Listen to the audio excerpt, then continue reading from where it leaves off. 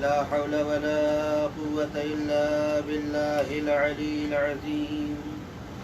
أعوذ بالله من الشيطان الرجيم. بسم الله الرحمن الرحيم. رب اشرح لي صدري ويسر لي أمري واحلل عقدة من لساني يفقهوا قولي.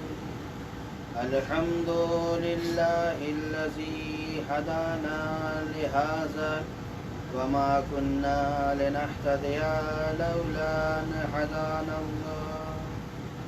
لقد جاءت رسل ربنا بالحق والصلاة والسلام والتحية والإكرام. أسلم ما في الوجوه لله نقطة دارة الوجوه من يومنا هذا إلى يوم الدين. أما بعد فقد قال الله الحكيم في كتابه الكريم والفرقان الحميد وقوله الحق.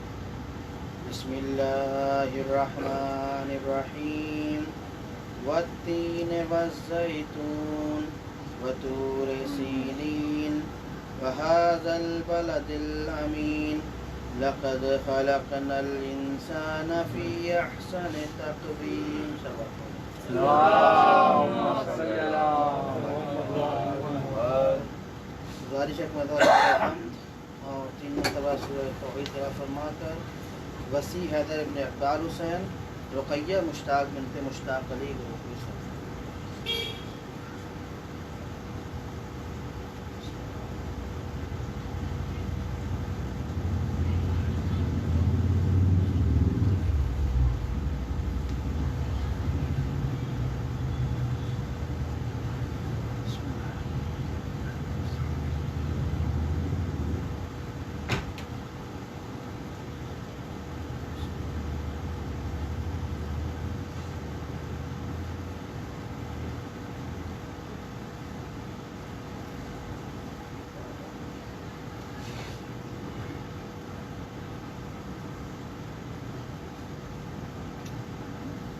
صلوات پڑھتے ہیں محمد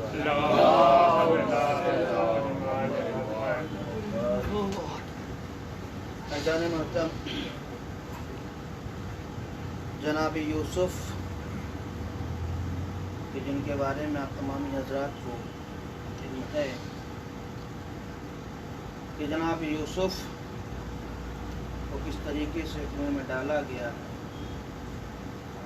اور اس کے بعد ان کو نکالا گیا. نکالنے کے بعد بازار میں لایا گیا تاکہ ان کو بیچا جا سکے.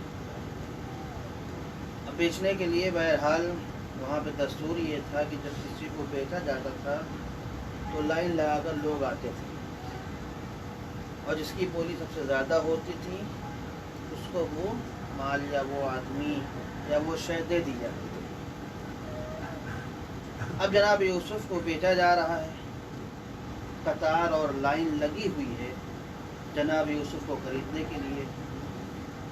جناب یوسف کو خریدنے کی جب قطار کو دیکھا گیا تو اس قطار میں دیکھا کہ اس میں حکومت والے بھی ہیں, اس میں ثروت والے بھی ہیں, اس میں مال والے بھی ہیں, اس میں دولت والے بھی ہیں, اور اسی قطار میں ایک ضعیف عورت بھی ہے جس کے پاس نہ مال ہے, نہ دولت ہے, نہ ثروت ہے, نہ حکومت ہے, کوئی شے نہیں ہے, صرف وہ قطار میں کھڑی ہوئی ہے. کیوں؟ جناب یوسف کو خریدنے کے لیے. اب جان گرامی اگر کوئی صاحب عقل ہو وہ دیکھنے کے بعد یہ کہے گا یہ عورت پاگل ہو گئی ہے. جس لائن میں صاحب اقتدار کھڑے ہوں, جس لائن میں صاحب مال کھڑے ہوں, جس لائن میں صاحب حکومت کھڑے ہوں, جس مال میں دولت والے کھڑے ہوں, اس لائن میں اس بوڑھی عورت کی ضعیف عورت کا کیا کام ہے؟ جبکہ اس کے پاس نہ مال ہے, نہ دولت ہے, نہ ثروت ہے, نہ حکومت ہے, کوئی شے نہیں ہے, لیکن اس کے باوجود وہ قطار اور لائن میں کھڑی ہوئی ہے جناب یوسف کو خریدنے کے لیے. کیا وجہ ہے؟ میں عرض کروں اے ضعیف عورت تجھے نہیں پتہ ہے, اے ضعیفہ عورت تجھے نہیں پتہ ہے کہ جناب یوسف کو خریدنے کے لیے لائن لگی ہوئی ہے. کوئی ایسی ویسی لائن نہیں ہے کہ کوئی بھی آگے کھڑا ہو جائے, یہ جناب یوسف کو خریدنے کے لیے ہے. اور تجھے معلوم ہے کہ قطار میں لمبی لمبی داڑھی والے بھی موجود ہیں. تجھے پتہ ہے اس قطار میں ثروت والے بھی موجود ہیں، حکومت والے بھی موجود ہیں، مسلمان حاکم بھی موجود ہے، سارے چاہنے والے موجود ہیں، سب لوگ موجود ہیں۔ کیوں؟ جناب یوسف کو خریدنے کے لیے، جبکہ تیرے پاس نہ مال ہے، نہ دولت ہے، نہ ثروت ہے، نہ حکومت ہے، کوئی شے نہیں ہے، پھر تو کیوں کھڑی ہوئی ہے؟ شاید وہ ضعیفہ عورت آواز ندان تجھے نہیں معلوم ہے، جناب یوسف ہے نبی، جناب یوسف ہے نبی، لہذا ان کا تذکرہ قیامت تک ہوتا رہے گا۔ جب ان کا تذکرہ قیامت تک ہوتا رہے گا تو ان کے بیچے جانے کا تذکرہ ہوگا، جب ان کے بیچے جانے کا تذکرہ ہوگا تو اس قطار کا تذکرہ ہوگا، جب اس قطار کا تذکرہ ہوگا تو اس میں میرا بھی ذکر ہوگا۔ میں جناب یوسف کو خریدنے کے لیے نہیں آئی ہوں، بلکہ میں اپنا تذکرہ کرانے کے لیے آئی ہوں۔ بس عزیزان گرامی، اسی واقعہ سے ایک نتیجہ نکالنا چاہتا ہوں، امام حسین علیہ السلام ہے امام، لہذا ان کا تذکرہ قیامت تک ہوتا رہے گا۔ جب ان کا تذکرہ قیامت تک ہوتا رہے گا تو ان کے چاہنے والوں کا تذکرہ ہوتا رہے گا، جب ان کے چاہنے والوں کا تذکرہ ہوتا رہے گا تو ان کے ذکر کرنے والوں کا، ذکر سننے والوں کا تذکرہ ہوتا رہے گا، جب ان کا ذکر ہوتا رہے گا تو ہمارا اور آپ کا بھی ذکر ہوتا رہے گا۔ ایک صلوات پڑھ دے محمد وعلی محمد۔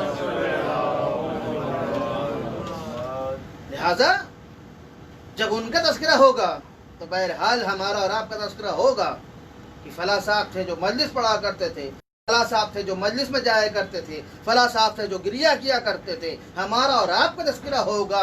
شاید پروردگار یہی بتانا چاہ رہا ہے، قرآن مجید میں ارشاد فرماتا ہے تم میرا ذکر کرو میں تمہارا ذکر کروں گا، تم میرا ذکر کرو میں تمہارا ذکر کروں گا۔ کیوں؟ اس لیے کہ جب تک تم میرا ذکر نہیں کرو گے تمہارا ذکر ہونے والا نہیں ہے۔ تم اپنے آپ کو راہ خدا میں قربان کر دو، تم اپنے آپ کو راہ خدا کے راستے پر گامزن ہو جاؤ، اپنے آپ تمہارا ذکر ہوتا چلا جائے گا۔ ایک صلوات پڑھ دے محمد۔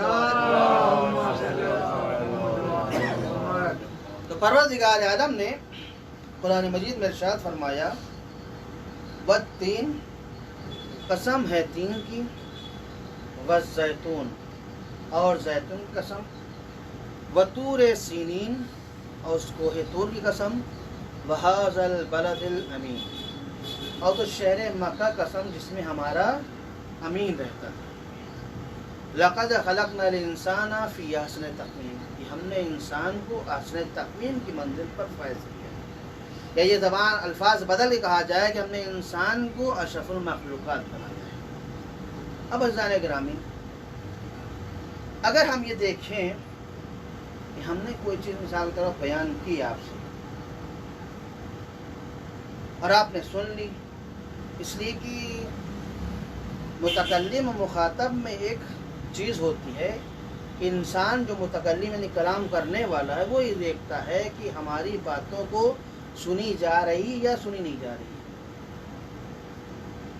ہماری باتوں کو سنی جا رہی یا نہیں سنی جا رہی۔ مثال کے طور پہ ایک عام آدمی آ کر کوئی خبر دے، مثال کے طور پہ اسی مجلس کی ایک عام آدمی آیا آنے کا اعلان کرتا ہے کل اسی مقام پر اسی ٹائم ایک اور مجلس ہے،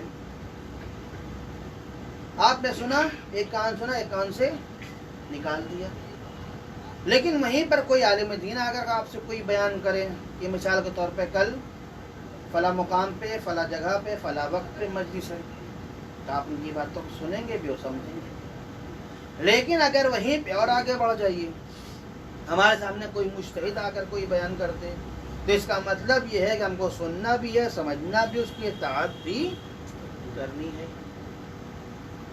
اور اگر آپ آگے بڑھ جائیے، اگر ہمیں کوئی بات معصومین بیان کریں تو بس صرف ہم کو یہ دیکھنا ہے کہ آیا وہ معصوم کا اقوال ہے یا نہیں ہے۔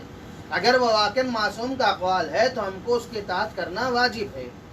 اور اگر آگے چلے جائیے، کوئی کلام پروردگار عالم بیان کر دے، کوئی کلام پروردگار بیان کر دے، کوئی کلام پروردگار کہہ دے، تو اس کا مطلب یہ ہے کہ پھر چون چرا کی بھی گنجائش نہیں رہ گئی، ہمیں تحقیق کرنے کی ضرورت نہیں ہے۔ ہم نے کہہ دیا قرآن مجید میں لکھا ہوا ہے، سب نے سر تسلیم ہم کر دیا کہ پروردگار نے کہا ہے، لہذا ہم کو ماننا ہے، سننا ہے، سمجھنا ہے، اطاعت کرنا ہے، یہ ہوتا ہے بات۔ لیکن جب ہم نے دیکھا کہ ہم نے کوئی چیز بیان کی اور آپ نے انسنی کر دی، یعنی ایک کان سنا ایک کان سے نکال دیا، تو ہمیں احساس ہوا، محسوس ہوا کہ ہماری باتوں کو سنا نہیں جا رہا، تب ہم نے کرنا کیا شروع کیا؟ قسم کھانا شروع کیا۔ مولا عباس قسم، امام حسین علیہ السلام قسم، مسجد कसम, खाने काबा कसम, कुरान मजीद कसम, इसकी कसम उसकी कसम। क्यों कसम खाई जा रही? ताकि हमारी बातों में वजन पैदा हो सके, ताकि हमारी बातों में वजन पैदा हो सके। अभी तक हमारी बातों को सुना नहीं जा रहा था, एक कान सुन रहे थे, एक कान से निकाल दिया जा रहा था, लेकिन जैसे ही हमने कसम खाना शुरू किया अब हर आदमी मुतवज्जे हो गया। मौलाना लगता है कोई अहम बात बताने जा रहे इसलिए बार बार कस्में खा रहे हैं। कोई अहम बात है, कोई अहमियत है इस बात में, तभी मौलाना बार बार कसम खाकर बयान कर रहे हैं। ये हमारी बातें हैं, हम आम इंसान की बातें हैं। लेकिन अगर कोई मासूम कलाम करे तो फिर उसके कसम खाने की जरूरत नहीं है। लेकिन उसके बावजूद परवरदिगार आलम ने 3-3 बल्कि कहा जाए 4-4 कस्में खाकर बयान किया। कसम है 3 की, कसम है जैतून की, कसम है तूर सीन की, हाज़र बाज़िल अमीन, चौथी कसम खाई कुछ शहर मक्का कसम। 4 कस्में खाकर परवरदिगार कह रहा है कि हमने इंसान को अशरफुल मखलूकात बनाया है। इसका मतलब ये है, मैं हाथों को जोड़ूंगा, आवाज दूंगा, परवरदिगार क्या वजह है तू सिर्फ इतना कह देते कि हमने इंसान को अशरफुल मखलूकात बनाया, हमारे लिए काफी था। लेकिन कस्में खाने क्या जरूरत थी? कस्में तो हम जैसे गुनाहगार को खाना पड़ता है। जब हम ये देखते हैं हमारी बातों को सुना नहीं जा रहा है, तू बस बयान कर देता, हम सुन लेते, समझ लेते। शायद परवरदिगार बताना ये चाह रहा है कि देखो इस कस्मों के बाद जो हम बयान करेंगे, इन कस्मों के बाद जो हम बयान करेंगे, इसका मतलब ये है कि ये किसी मनसब का मालिक है, किसी अहमियत का मालिक है, इसके अंदर बहुत ही इंपॉर्टेंट बात है। लिहाजा हमने कसम खा कर बयान किया कि हमने इंसान को अशरफुल मखलूकात बनाया है। सलावत पढ़ते हैं मोहम्मद वाले। अब कसम की बात आ गई तो एक मसला बयान करता हुआ चलूं। जो कस्में खाई जाती है, मौला अब्बास कसम, इमाम हुसैन इस्लाम कसम, मस्जिद कसम, खाने काबा कसम, कुरान मजीद कसम, खुदा कसम, अल्लाह कसम, इस सब की कसम की कोई अहमियत इस्लाम में और शरीयत में नहीं है। लायक एहतराम है ये सारे हजरात हमारे लिए, लेकिन इनकी कसम हमारे लिए कोई अहमियत नहीं है। मिसाल के तौर पे हम कसम खाए मौला अब्बास की कसम, क्या मतलब है? इस्लाम में सिर्फ जो कसम की अहमियत है वो है लफ्ज़ वल्लाह से, लफ्ज़ तल्ला से। इसको कहते हैं कसम शरई। कसम शरई, ये कसम वो कसम है जिसके कसम खाने के बाद अगर हमारी बात झूठ निकली तो इसका मतलब ये है कि हमारे ऊपर कफ़ारा वाजिब हो गया। लेकिन मौला अब्बास कसम खा के, इमाम हुसैन सल्लम कसम खा के हम कोई बात बयान करते हैं और झूठ निकल जाए तो फिर कफ़ारा वाजिब नहीं है।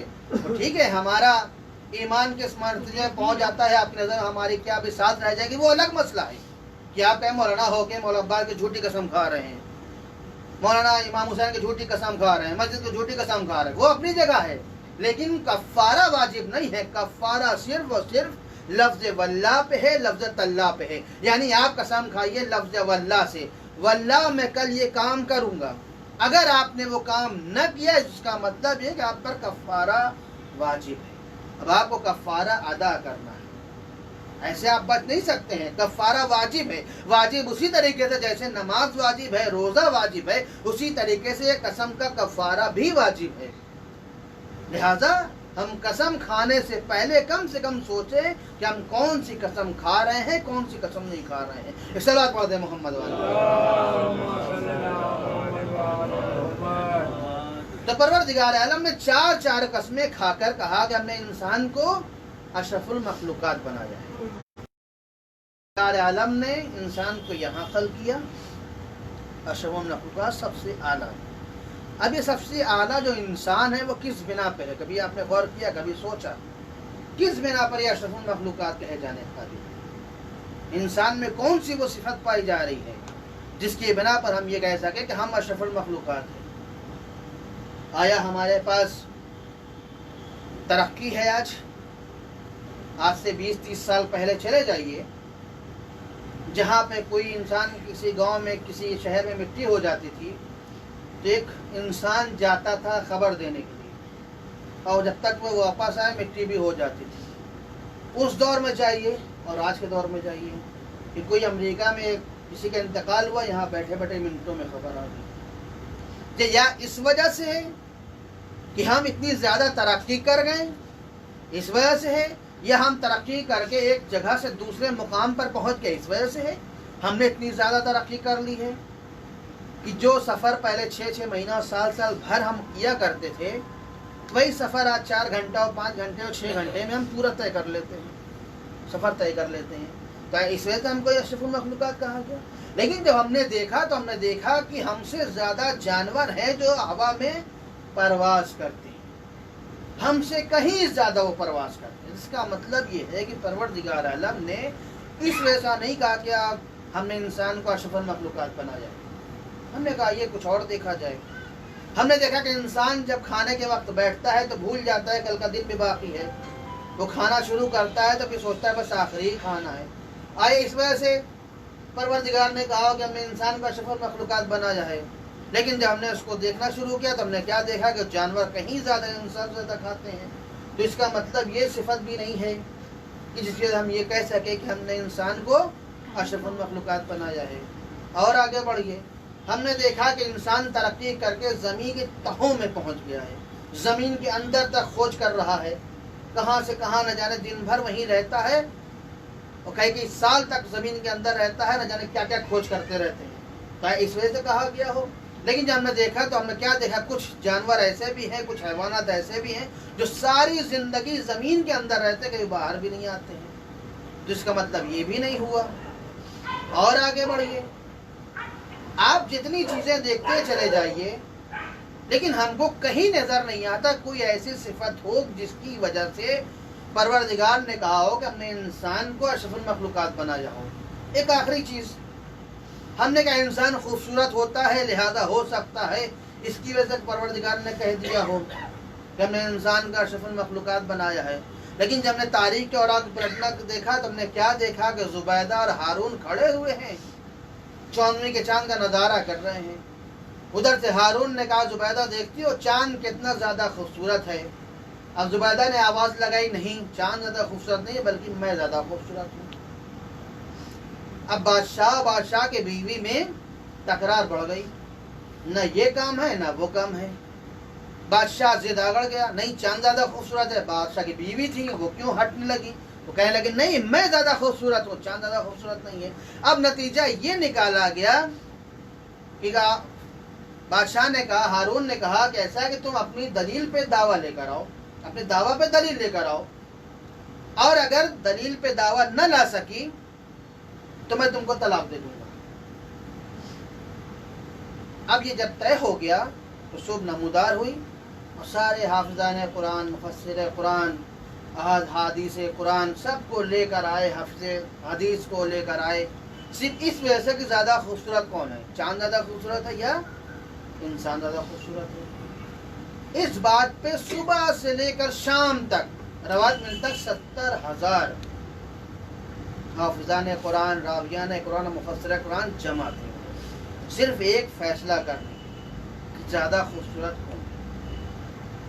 اب ہر انسان یہ پشو پیش میں ہے کہ فیصلہ کیا نکالا جائے، نتیجہ کیا نکالا جائے۔ کیوں؟ اس لیے کہ بہرحال اگر یہ کہا جائے کہ زبیدہ زیادہ خوبصورت ہیں تو ہماری گردنیں اڑا دی جائیں گی، اگر یہ کہا جائے کہ چاند زیادہ خوبصورت ہے تو زبیدہ کو طلاق ہو جائے گا۔ لہذا نتیجہ کیا نکالا جائے؟ صبح سے شام تک یہی بحث ہوتی رہی، کسی طریقے سے نتیجہ نہ نکلا۔ آخر میں طے یہ ہوا کہ چلو اپنی گردنیں بچا لی جائیں، باقی زبیدہ کو طلاق ہوتا ہے تو ہو جائے۔ تو یہ ہوا فیصلہ، سب کی رائے مشورے کے ساتھ یہ ہوا کہ نماز مغربین کے بعد فیصلہ سنایا جائے گا۔ اور نماز مغرب کا وقت ہوا، ادھر سے بہلول چلتے ہوئے نظر آئے، پہنچے اس مقام پہ، پوچھا خیریت؟ تو آج اتنے سارے حافظان قرآن ایک ساتھ، اتنے سارے حافظان حدیث ایک ساتھ، اتنے سارے مفسر قرآن ایک ساتھ، کہا تم کو معلوم نہیں ہے آج زبیدہ اور ہارون میں تکرار ہو گئی تھی، زیادہ خوبصورت کون ہے، چاند زیادہ خوبصورت ہے یا انسان زیادہ خوبصورت ہے؟ لہذا ہم لوگ کو فیصلہ کرنے کے بلایا گیا۔ کہا تمہارا فیصلہ کیا ہے؟ کہا ہمارا فیصلہ یہ ہے کہ ہم کو اپنی جانیں بچانے، لہذا ہم چاند کو زیادہ خوبصورت کہہ دیں گے، اپنی جانیں بچا لیں گے، زبیدہ کو طلاق ہو جائے گا۔ کہا ٹھیک ہے، تم اپنا جانو مسئلہ، تمہارا کام ہے، ہمیں تو کوئی مطلب نہیں ہے۔ کہا ٹھیک ہے۔ اب بہلول نے کہا کہ مغرب کی نماز آج ہم پڑھائیں گے۔ کہا ٹھیک ہے، تم تو علی والے ہو، تمہارے پیچھے تو نماز ہو ہی سکتی ہے۔ کہا بسم اللہ۔ اب بہلول آگے نماز پڑھانے کے لیے سورہ حمد ختم کی، دوسرا سورہ شروع کیا بسم اللہ الرحمن الرحیم والتین والزیتون وطور سینین وہذا البلد الامین لقد خلقنا القمر فی احسن تقویم. جیسے یہ جملہ کہنا تھا کہ پیچھے سے لقمہ میرا بہلول لقد خلقنا الانسان فی احسن تقویم. بہلول نے پھر شروع کیا بسم اللہ الرحمن الرحیم والتین والزیتون وطور سینین وہذا البلد الامین لقد خلقنا القمر فی احسن تقویم. جیسے ہی کہنا تھا پیچھے سے پھر لقمہ ملا لقد خلقنا الانسان فی احسن تقویم. جہاں اتنے حافظ قرآن ہو وہاں غلطی ہو ہی نہیں سکتی ہے.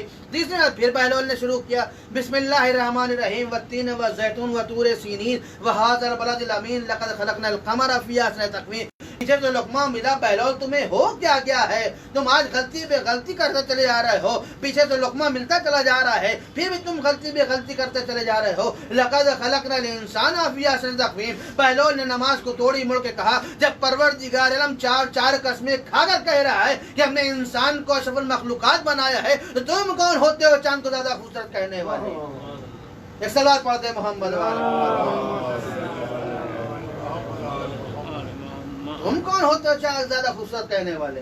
جب پروردگار نے خود کہہ دیا چار قسمیں کھا کر کہی ہے کہ ہم نے انسان کو اشرف المخلوقات بنایا ہے تو تم کون ہو تو فیصلہ کرنے والے؟ لیکن پروردگار عالم نے انسان کو یہاں خلق کیا ہے اشرف المخلوقات، لیکن ثم رددناہ اسفل سافلین، لیکن یہ انسان پست ترین منزل پر فائز ہو.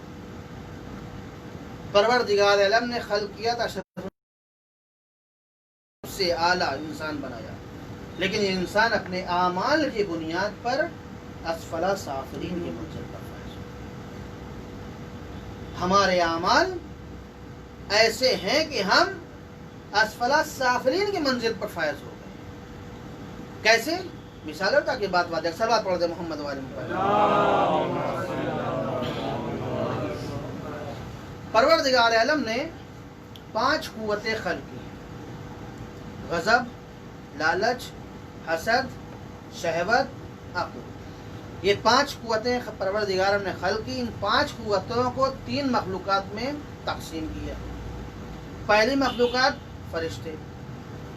پروردگار نے فرشتوں کو صرف عقل دیا، نہ ان کے بعد غضب ہے، نہ ان کے بعد لالچ ہے، نہ ان کے بعد حسد ہے، نہ ان کے بعد شہوت ہے. کوئی شے نہیں ہے، صرف اور صرف عقل ہے. شاید یہی وجہ ہے کہ پروردگار عالم نے جو کچھ کہا تم رکوع میں رہنا لہذا وہ رکوع میں ہے، ان سے کہا تم سجدے کی حالت میں رہنا وہ سجدے کی حالت میں ہے، فلاں سے کہا کہ تم قیام کی حالت میں رہنا وہ قیام کے. جو حکم ملا اسی پہ وہ تابع ہیں، عمل کر رہے ہیں. جو حکم ملا اس پر عمل کر رہے ہیں. کیوں؟ اس لیے ان کے پاس صرف عقل ہے، اس کے علاوہ کوئی اور طاقت موجود نہیں ہے. نہ حسد ہے، نہ لالچ ہے، نہ غضب ہے، نہ غصہ ہے، نہ شہوت ہے، کوئی شے نہیں ہے. دوسری مخلوقات میں آئیے، حیوانات کو دیکھیے. حیوانات کے پاس لالچ بھی ہے، حسد بھی ہے، شہوت بھی ہے، غصہ بھی ہے، عقل، یہ 4 شہوت بھی ہے، چاروں طاقتیں موجود ہیں. لیکن حیوان کے پاس عقل نہیں ہے، یعنی ان کے پاس کوئی یہ بتانے والا موجود نہیں ہے کہ دیکھو یہ کام غلط ہے، یہ کام صحیح ہے، یہ اس طرح سے نہیں کرنا چاہیے، اس طرح سے کرنا چاہیے، یہ حرام ہے، یہ حلال ہے، یہ حلال ہے، یہ حرام ہے. کوئی بتانے والا نہیں ہے. شاید یہی وجہ ہے کہ آپ نے بارہا دیکھا ہوگا کہ یہ جانور ہیں اکثر روڈ پر اپنی شہوت کو پوری کرتے ہوئے دکھتے ہیں. کیوں؟ اس لیے ان کے پاس عقل ہی نہیں ہے، ان کو معلوم ہی نہیں کہ شہوت کہاں پوری کی جاتی ہے، روڈ پر یا کہیں اکیلے میں. ان کو بتانے والا کوئی نہیں ہے، لہذا ان کا جہاں من ہوتا ہے وہاں اپنی شہوت پوری کرتے ہوئے نظر آتے ہیں. وہیں پر دوسرے مقام پہ دیکھیے، کوئی جانور کھانا کھا رہا ہو، چارہ کھا رہا ہو، وہیں پر دوسرا جانور آ جائے فوراً سینگ مانگنے لگتے ہیں، ہٹو یہ میرا ہے. کیوں؟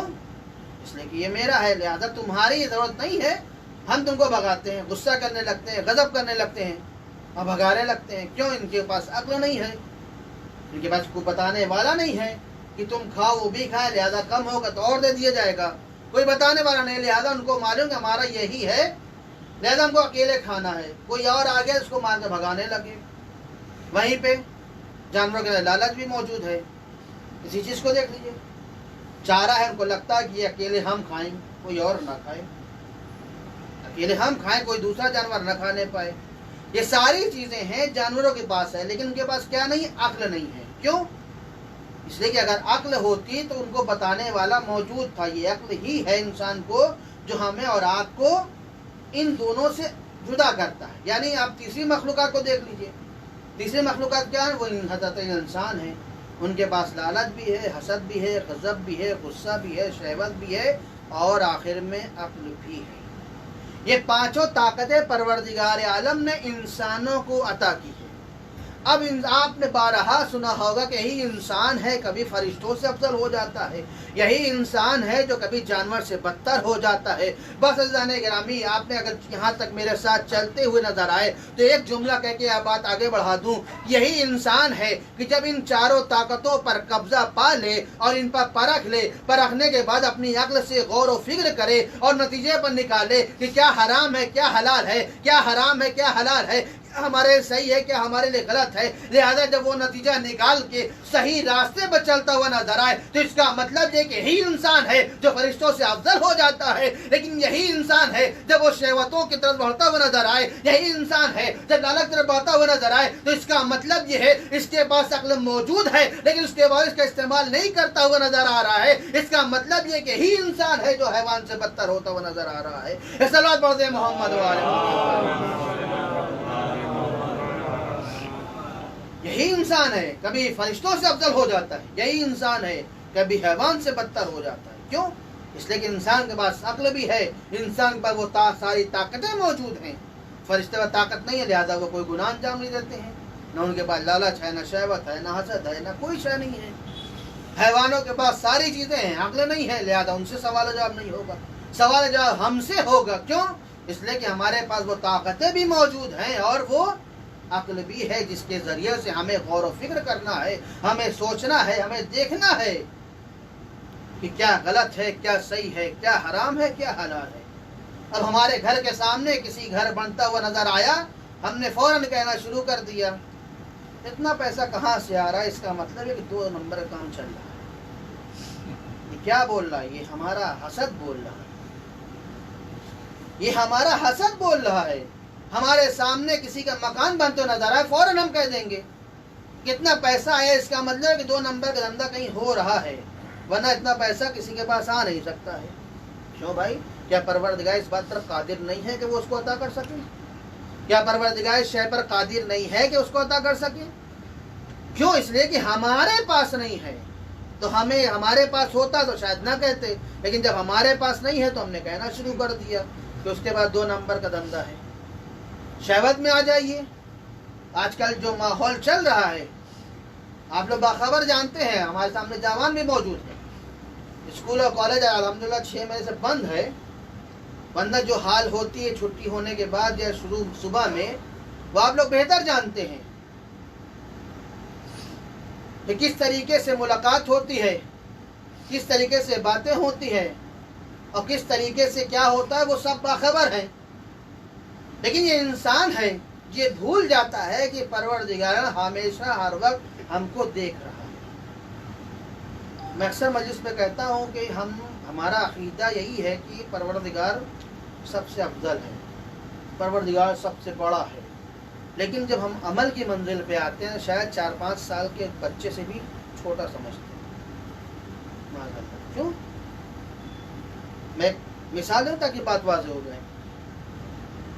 ایک مرد اور ایک عورت ایک انجان جگہ پر کھڑے ہوئے دونوں محو گفتگو ہیں اور اس انداز میں گفتگو کر رہے ہیں کہ جیسے ان سے نزدیک کوئی دوسرا شخص ہے ہی نہیں. ان سے زیادہ نزدیک، ان سے زیادہ پیارا، ان سے زیادہ چہیتا کوئی دوسرا شخص ہے ہی نہیں ہے. دونوں باتیں کر رہے ہیں. لیکن جیسے اس گلی میں، اس مقام پہ، اس گھر میں یا اس جگہ پہ 4-5 سال کا بچہ آ جائے، دونوں ایسے اجنبی بن جاتے ہیں جیسے ایک دوسرے کو جانتے نہ ہوں. یعنی جیسے ایک دوسرے کو جانتے نہ ہو. اس کا مطلب یہ ہے کہ ہم کو پروردگار کا خوف نہیں ہے بلکہ اس بچے کا خوف ہے کہ یہ گھر جا کر کہیں بتا نہ دے. گھر جا کے بتا دے گا ہماری کلاس لگ جائے گی. لہذا ہمیں پروردگار کا کوئی خوف نہیں ہے کہ وہ ہم کو ہر وقت دیکھ رہا ہے. ہمیں اپنی شہوت پوری کرنا چاہے وہ جیسی شہوت پوری کرنا ہو. اور لوگ آج کل سوال بھی کرتے ہیں، بات زیادہ نہ ہو جائے، لوگ آج کل سوال بھی کرتے ہیں کہ مولانا اسلام میں کیا محبت حرام ہے؟ اب انصاف سے بتائیے، پورا قرآن مجید محبت سے بھرا ہوا ہے. परवरदिगार सच बोलने वालों को मोहब्बत करता है, परवरदिगार तवाबीन को मोहब्बत करता है, परवरदिगार मुताहिरीन को दोस्त रखता है। पूरा कुरान इसी लफ्ज़ से भरा हुआ है, मोहब्बत से। उसके बावजूद हमारे जवान सवाल करते हैं कि आया मोहब्बत हराम है? क्यों? इसलिए कि हमारे जवानों के जहन में सिर्फ एक ही मकसद है मोहब्बत का, अब वो है आखिरत में, आखिर में शहवत पूरी करना, यानी गलत काम करना। उसके अलावा कुछ है ही नहीं। लिहाजा हमने सवाल करना शुरू कर दिया, क्या इस्लाम में मोहब्बत हराम है? बिल्कुल हराम नहीं है, लेकिन आप जिस तरीके से कर रहे हैं वो हराम है। आपने जो चाहा वो किया, वो हराम है। बाकी मोहब्बत करना हराम नहीं है। कौन बाप अपनी लड़की से या लड़के से मोहब्बत नहीं करता? कौन माँ अपनी बेटी और बेटे से मोहब्बत नहीं करता है? कौन दादा, कौन भाई अपने भाई से मोहब्बत नहीं करता? दादा पोते से मोहब्बत नहीं करता? सब मोहब्बत करते हैं। मोहब्बत हराम नहीं है, लेकिन तुम्हारी नजर में, तुम्हारी फिक्र में जो मोहब्बत है वो हराम है। नामहरम से गुफ्तगू करना हराम है, नामहरम से वीडियो कॉल करना हराम है, नामहरम से बातें करना हराम है, और ऐसे मुकाम पर एक दूसरे से मिलना जहाँ कोई तीसरा शख्स ना आए वो हराम है। अब ऐसे बाजार में कहीं जाते हुए कोई मिल जाए, सलाम दो हो जाए, कोई हरज नहीं है, लेकिन ऐसे मुकाम पे जहाँ कोई तीसरा शख्स आता ही ना हो, आने वाला ही ना हो, तो वहाँ पर बहकने की ज़्यादा आसार है। क्यों? इसलिए कि वहाँ पर कोई आए चाहना, लेकिन बहरहाल शैतान ज़रूर हाजिर हो जाएगा। कोई आए चाहना है, लेकिन शैतान ज़रूर हाजिर हो जाएगा। क्यों? इसलिए कि दोनों के दिल में, दोनों के जहन में ये चीज़ है कि यहाँ पर कोई आने वाला नहीं है, तो हो सकता है शैतान अपने मकसद में कामयाब हो जाए। लिहाजा हमें जो शहवत पूरी करनी है वो किस तरीके से पूरी करनी है, इस्लाम बताता है। हलाल तरीके से शहवत पूरी कीजिए, और लेकिन मजबूरी भी है। हमारी लड़की की कहीं से पैगाम आया और हमने कहा कि अभी हमारी लड़की पढ़ रही है, मतलब उस टाइम बीए में। हमने कह दिया हमारी लड़की बीए में अभी पढ़ रही है, अभी शादी हम नहीं करेंगे। जब शादी का वक्त था, पैगाम आ रहे थे, हमने मना कर दिया। अब जब वक्त गुजर गया, अब खुद बाप परेशान है, हमारी लड़की की शादी नहीं हो रही है। मोना लड़की का कहीं शादी नहीं हो रही, कोई लड़का हो तो बताइए। जब पैगाम आ रहा था तब आपने इनकार कर दिया। अब जब आपकी गरज शामिल हो गई, अब आपको खतरा महसूस हो गया कि लड़की कहीं ऐसा न हो कि शादी न हो, लिहाजा बाप कभी इनसे, कभी उनसे, कभी इन रिश्तेदारों में, कभी कराबतदारों में कहना शुरू कर दिया कि हमारी लड़की शादी नहीं हो रही, लिहाजा कहीं पैगाम हो तो बताइए। जब पैगाम आए, अगर वाकई रवायत में है कि अगर लड़का शराबी और बेनमाजी ना हो तो उसके साथ शादी करना। ये दो सिफत बयान की। एक शख्स आता है, बहरहाल बातों बातों में वाकया भी आ गया। एक सलात पढ़ते मोहम्मद वाले। एक शख्स आता रसूल खिदमत में, या रसूलल्लाह मैं बहुत ही फ़कीर हूँ, खाने के लिए घर में मौजूद नहीं, क्या करूँ? कहा जाओ शादी कर लो।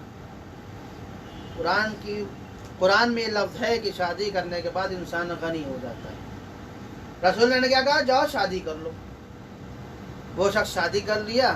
फिर कुछ महीने बाद आते, या रसूलल्लाह बहुत गरीब हूँ, मिस्कीन हूँ, आप एक ही खाने के लिए नहीं था, दो दो हो गए हैं, और आप कह रहे हैं कि शादी कर लो। अभी भी मेरे घर में अखराजात मौजूद नहीं है, खाने के लिए कुछ मौजूद नहीं। रसूल ने कहा जाओ दूसरी शादी कर लो।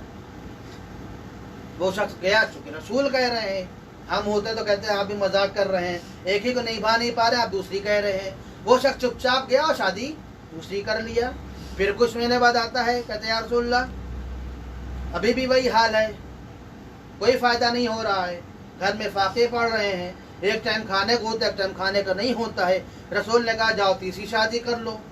जैसे उसने तीसरी शादी की, वो गनी हो गया।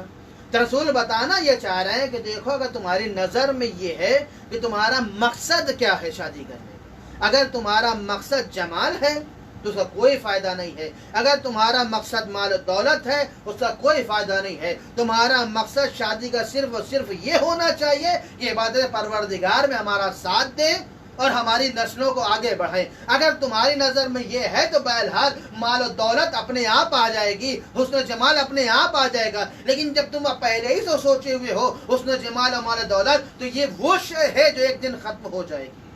یہ وہ شے ہے جو ایک دن ختم ہو جائے گی. حسن جمال ہے وہ ہو سکتا ہے کل برباد ہو جائے, مال دولت ہے ہو سکتا ہے کل گھاٹا ہو جائے, ختم ہو جائے. تو یہ وہ شے ہے جو پروردگار نے تم کو عطا کیا ہے, وہ اپنے پاس واپس لے بھی سکتا ہے. لہذا جب بھی تم شادی کرو تو یاد رکھو تمہاری نظر میں نہ حسن جمال ہو, نہ تمہاری نظر مال دولت ہو, بلکہ صرف اور صرف یہ ہو کہ ہم اطاعت پروردگار میں چاہتے ہیں اپنی ہمسر کو شریک حیات قرار دیں. ایک سلوات پڑھ دیں.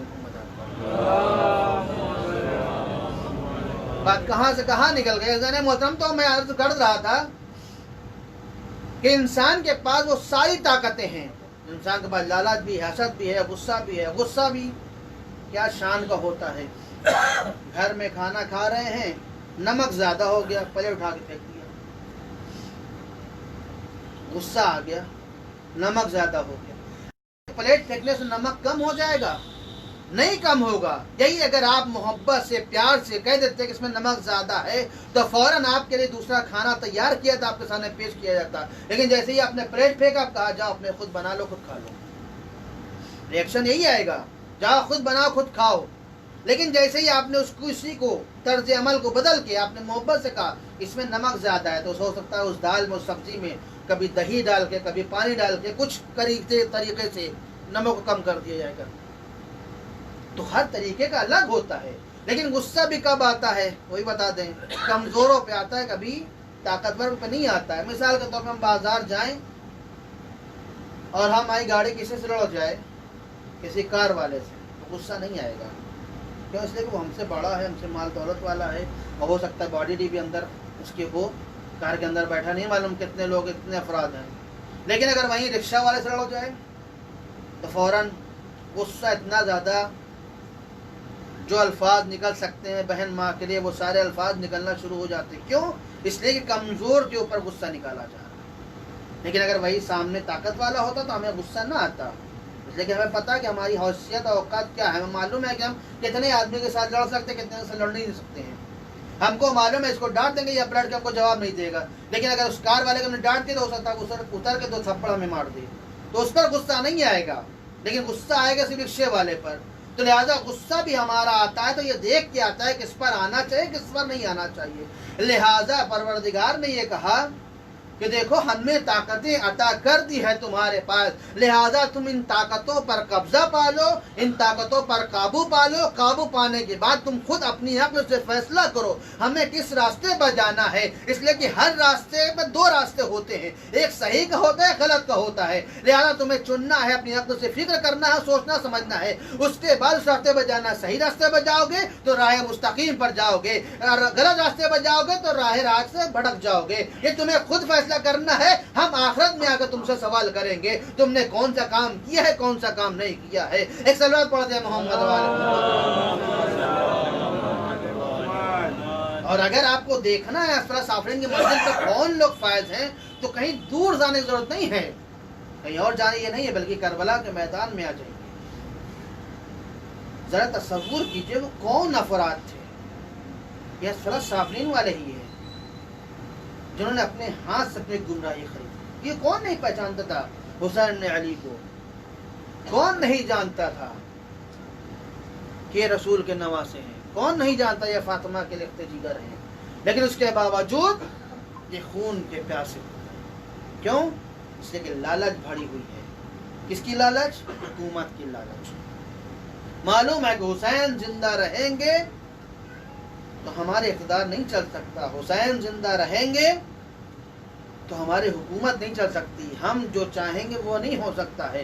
لیکن اگر امام بیعت کر لیں گے تو اس کا مطلب یہ کہ ہم جو چاہیں کر سکتے ہیں. لیکن امام نے بھی ارشاد فرمایا کہ دیکھو جب تک میں زندہ ہوں میں بیعت نہیں کر سکتا, اور میں ہی کیا میرے جیسے تمہارے جیسے کی بیعت نہیں. آپ ہر دور میں چلے جائیے, جو حسین جیسا ہوگا وہ یزید جیسے کی بیعت نہیں کر سکتا ہے. اور شاید یہی وجہ ہے کہ امام جب کربلا کے میدان میں پہنچے ہیں تو امام نے سوال کرنا شروع کیا, بھائی اس مقام کو کیا کہا جاتا ہے؟ کسی نے کہا نینوا کہا جاتا ہے, اس کو کیا کہا جاتا ہے؟ اسے سخت فرات کہا جاتا ہے, اسے کیا کہا جاتا ہے؟ اسے गाजिया कहा जाता है। और इमाम बार बार सवाल कर रहे, इसे क्या कहा जाता है? क्यों मैं इमाम बार बार सवाल कर रहे हैं? मैं एक मुकाम पर पहुंचूं, किसी सवाल को इस मुकाम को क्या कहा जाता है, अगर एक नाम हमको मिल जाए दोबारा सवाल नहीं करेंगे। क्यों? इसलिए कि हमको नाम मिल गया है। लेकिन इमाम बार बार सवाल करके बता रहे हैं कि देखो हम किसी और वजह से नहीं आए हैं, कोई भड़क के नहीं आए हैं, बल्कि मसलहत परवरदिगार है, इसलिए हम आए हैं। जब किसी ने कह दिया कि सो करबो पला भी कहते हैं, इमाम ने आवाज लगाई, अपनी अपनी सवारियां उतारना शुरू करो। यही वो मुकाम है जहां हमारे बच्चे शहीद किए जाएंगे। यही वो मुकाम है जहां हमारे गर्दनों में हमारी गर्दनें जुदा की जाएंगी। यही वो मकाम है जहां अली अकबर के सीने में बर्छी लगेगा। यही वो मकाम है जहां हमारे बच्चे अल्लाह तश्त सजाएं बुलंद करेंगे। यही वो मकाम है जहां हमारे बच्चे शहीद किए जाएंगे। अपनी अपनी सवारियां उतारने लगो। सारे लोग अपनी अपनी सवारियां उतारने लगे। वो मुकाम भी आता है जिसे शब आशूर कहते हैं। शब आशूर में हमने देखा कि हर माँ अपने बच्चे को एक ही तसल्ली दे रही है, देखो कल कुर्बानी का दिन है, देखो कल कुर्बानी का दिन है, कहीं ऐसा न हो कि तुमसे पहले हुसैन चले जाएं, तुम पहले शहीद हो जाना। चाहे वो जनाब ज़ैनब के खैमे में चले जाइए, चाहे उम्मे फरवा के खैमे में चले जाइए, चाहे जनाब रबाब के खैमे में चले, हर माँ अपने बच्चे को एक ही तलकीन दे रही है कि देखो कल कुर्बानी का दिन है, कल कुर्बान होने का दिन है। ये हौसला माँ के अंदर कहाँ से आया है? ये हुसैन की मारिफत है। और जब इमाम हुसैन अलैहिस्सलाम लेके चलते हैं अली असगर को, लोग समझ रहे हैं हुसैन कुरान लेकर आए हैं, शायद सुलह करना चाहते हैं। अब जब नजदीक पहुंचते हैं तो क्या देखा कि हाथ में अली असगर जो 6 महीने के हैं उनको लिए हुए हैं।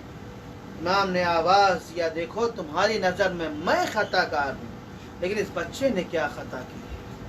तुम्हारी नजर में मैं खताकार हूँ, इस बच्चे ने क्या खता की है? कम से कम तुम इसको आकर पानी पिला दो। कोई जवाब नहीं आता है। इमाम ने इरशाद फरमाया, अगर तुम ये सोचते हो कि इसके बहाने मैं पानी पी लूंगा तो लो मैं जलती रेत पर लिटाए देता हूँ, तुम खुद आकर पानी पिला दो। फिर भी कोई जवाब न आया। इमाम ने अली असगर को हाथों पे उठाया। उठाने के बाद आवाज दिया, बेटा तुम भी तो हुज्जत खुदा के बेटे हो, अपनी हुज्जत तमाम करो। अब अली असगर ने अपनी सूखी जबान को सूखे होठों पे फेरना शुरू किया। जैसे जैसे फेरते जा रहे हैं, उधर फौज दुश्मन मुड़ मुड़ कर रोती चली जा रही है। उधर से एक आवाज आई, ऐना ऐना हुरमुला इख्ता कलामुल हुसैन, ऐ हुरमुला कहाँ हो? हुसैन के कलाम को कता करो। हुरमुला आगे बढ़ता है, 3 भाले का तीर लेकर अब चलाना चाहता है, तीर छूट जाता है। दूसरी बार फिर चलाना चाहता है, फिर छूट जाता है। शिमर आगे बढ़ के आवाज देता है, हुरमुला मुझसे जब कोई पूछता है तेरे लश्कर में सबसे बहादुर, सबसे अच्छा तीरंदाज कौन है, मैं तेरा नाम लेता हूँ। क्या वजह है कि आज तुझसे बार बार तीर छूट जाता है? हुरमुला आवाज देता है, शिम मैं क्या करूँ? मैं जब भी तीर चलाना चाहता हूँ, कभी रसूल खुदा सामने आ जाते हैं, कभी अली मुर्तज़ा चले जाते हैं। जज़ाकुम रब्बुकुम खैरल जज़ा। खुदा किसी गम में न लाए सिवाय गम मजलूम करबला के। हाँ अजीजान गिरामी, अब उसके बाद तीसरी मरतबा हुरमुला ने वो तीर चला और तीर इतना भारी था कि असगर बाप के हाथों पे मुनकलिब हो गए। इमाम हुसैन ने खून को लिया, जमीन पे डालना चाहते हैं। जमीन से आवाज आई, ऐ हुसैन अगर एक कतरे नाहक खून भी जमीन की तरफ आ गया तो कयामत एक दाना ना उगेगा। अब इमाम हुसैन चाहते हैं आसमान की तरफ फेंकना। आसमान से आवाज आती है, ऐ हुसैन अगर एक कतरे नहा खून भी आसमान तरफ आ गया तो कयामत बारिश ना होगी। इमाम ने उस खून को अपने चेहरे पे मला। आवाज ये लश्कर तुम गवाह रहना, कल रोजे महशर हम इसी हाल में अपने नाना रसूलुल्लाह से मुलाकात करेंगे। जज़ाकुम रब्बुकुम खैरल जज़ा। खुदा आप किसी गम में न रुलाए सिवाय गम मजलूम करबला के। हाँ अजीज़ान गिरामी, बस आखिरी जुमला आपकी ज़हमत तमाम। अली असगर को लेके आगे बढ़े, आगे बढ़ते हैं, ताकत साथ नहीं दे रही है, 7 कदम आगे बढ़ते हैं, आवाज देते हैं इन्ना लिल्लाहि व इन्ना इलैहि राजिऊन। 7 कदम फिर पीछे आ जाते हैं, इन्ना लिल्लाहि व इन्ना इलैहि राजिऊन। रवायत कहती है कि आपने 7 मरतबा आगे बढ़े, 7 मरतबा पीछे से हटे। हर मरतबा एक ही जुमला इरशाद फरमाते हैं, इन्ना लिल्लाहि व इन्ना इलैहि राजिऊन। आखिरी मरतबा आगे बढ़े, आगे बढ़ने की आवाज देते हैं, रबाब आ जाओ, आकर अपने बेटे को लेकर आओ। रवायत कहती है रबाब बाद में आती है, सकीना दौड़ के आ जाती है, आवाज देती है, अरे बाबा अली असगर को पानी पिला लाए। अरे खैमे में सकीना प्यासी है, अब जुआबा का दामन हटा तो क्या देखा। अली असगर का कुर्ता खून से रंगीन है। रबाब तड़प जाती है, आवाज देती है, ऐ मौला क्या इस उम्र के बच्चे भी नहर किए जाते हैं। इन्ना लिल्लाहि व इन्ना इलैहि राजिऊन। रज़न बिक़ज़ाइहि व तस्लीमन इलाही बिहक़्क़ि ज़ैरा व अबीहा व वालिहा मनिहा। बरकत दुआ से महमूद वाले मोहम्मद का हम सब गुनाह सगीरा व कबीरा को माफ़ फरमा। बरकत दुआ से मोहम्मद वाले मोहम्मद का हम सब इन मुख्तलिफ़ इबादत कबूल फरमा ले। बरकत दुआ से महमूद वाले मोहम्मद का हमें तौफ़ीक़ इनायत फरमा कि हम ज़्यादा ज़्यादा गिरिए हुसैन व ज़िक्र हुसैन कर सकें। बरकत दुआ से मोहम्मद वाले मोहम्मद का जो बीमार में शफ़ाए कामिल व आजिज़त फरमा, जो मक़रूज़ निकल तो गैब सदा फरमा। परवरदिगार तुझे वास्ता है मोहम्मद वाले मोहम्मद का परचम इस्लाम को सलमान फरमा, परचम कुफ्र निफाक को संदूक फरमा।